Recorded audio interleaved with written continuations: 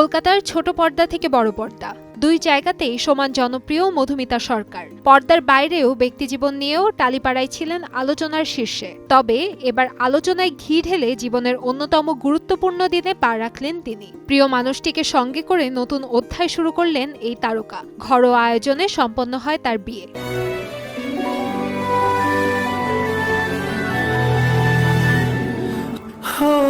পঞ্চমীর শুভ লগ্নে শৈশবের বন্ধু দেবমাল্য চক্রবর্তীর সঙ্গে বিবাহ বন্ধনে আবদ্ধ হলেন কলকাতার জনপ্রিয় অভিনেত্রী মধুমিতা সরকার। বাঙালি কনে সাজে অপরূপ মধুমিতার ছবি ইতোমধ্যেই ঝড় তুলেছে নেট দুনিয়ায়। ছোট পর্দার পাখিকে শুভেচ্ছা ও ভালোবাসায় পরিপূর্ণ করে তুলেছে ভক্ত ও অনুরাগীরা।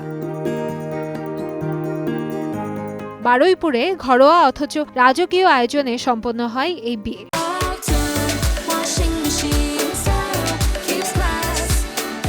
শুক্রবার রাতে লাল বেনারসিতে কনে সাজে মধুমিতা, আর অন্যদিকে মাথায় সোলার টোপর ও গায়ে জমকালো সাদা ধুতি পাঞ্জাবিতে বর বেশে নজর কাড়েন দেবমাল্য চক্রবর্তী। দীর্ঘ 5 বছরের প্রেমের পর এই পরিণয়ে খুশির আমেজে মেতে ওঠেন পরিবার ও ঘনিষ্ঠ বন্ধুরা। বহুদিন ধরে বিয়ের আয়োজনের নানা পরিকল্পনা নিয়ে ব্যস্ত সময় পার করছিলেন এই নবদম্পতি। 18 জানুয়ারি ধুমধামের সাথে বাগদান সারেন মধুমিতা ও দেবমাল্য। বৃহস্পতিবার মধুমিতার হলুদের অনুষ্ঠান ও সাদা শাড়িতে আইবুড়ো ভাতের লুক রীতিমতো ভাইরাল হয়ে যায় নেট দুনিয়ায়।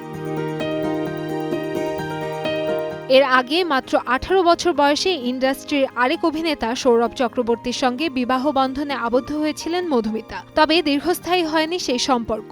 সেই বিচ্ছেদের দীর্ঘদিন পর ফের বিয়ের পিঁড়িতে বসার সিদ্ধান্ত নেন এই অভিনেত্রী। অতীতের বিচ্ছেদ যন্ত্রণা ভুলে আবারও নতুন জীবনে পা রাখায় উচ্ছ্বসিত শুভাকাঙ্ক্ষীরা।